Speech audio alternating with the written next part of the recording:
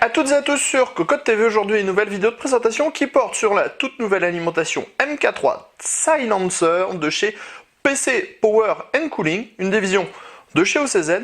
On va décortiquer en vidéo le modèle 750 watts qui propose une certification 80+ Gold, une garantie de 7 ans, des câbles modulaires, le tout pour un tarif de 129 €. Tout de suite, on détaille ce qui se trouve dans la boîte. À l'intérieur de cette dernière, vous allez trouver un bloc d'alimentation, rien de plus classique, 4 vis à main pour fixer votre bloc d'alimentation, votre boîtier, une notice d'utilisation, une carte de garantie, un cordon d'alimentation et enfin une petite pochette qui vous permettra de ranger vos câbles modulaires. Au niveau des câbles, PC Power nous fait plaisir avec un système de fixation un petit peu à l'image des micros avec une bague à visser. Pas de problème d'arrachement comme ça. Au niveau des câbles, on a des câbles plats, on le voit, avec 4 dispositifs en PCI Express 6+8 pins, ce qui permettra d'alimenter 2 grosses cartes graphiques en SLI ou en Crossfire.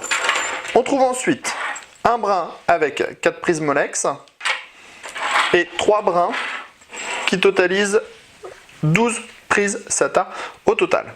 Enfin, on a un petit adaptateur Molex vers floppy pour pouvoir alimenter un lecteur de disquette.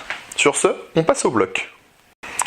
Concernant le bloc, on est gâté au niveau du style.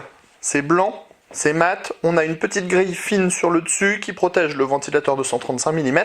On a un logo Silencer MK3, c'est très joli.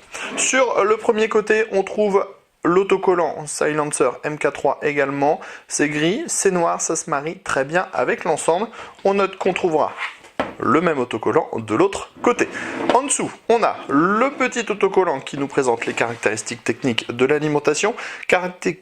Caractéristiques techniques qui sont les suivants avec un 3V 3 de 24 A, un 5V de 24 A, un 12V de 62 A pour 744 watts.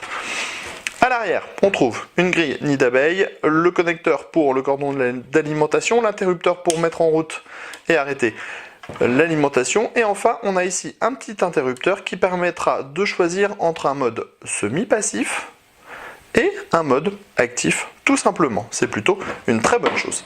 Si on passe maintenant à l'avant, on a les différents connecteurs pour les câbles modulaires avec des bagues.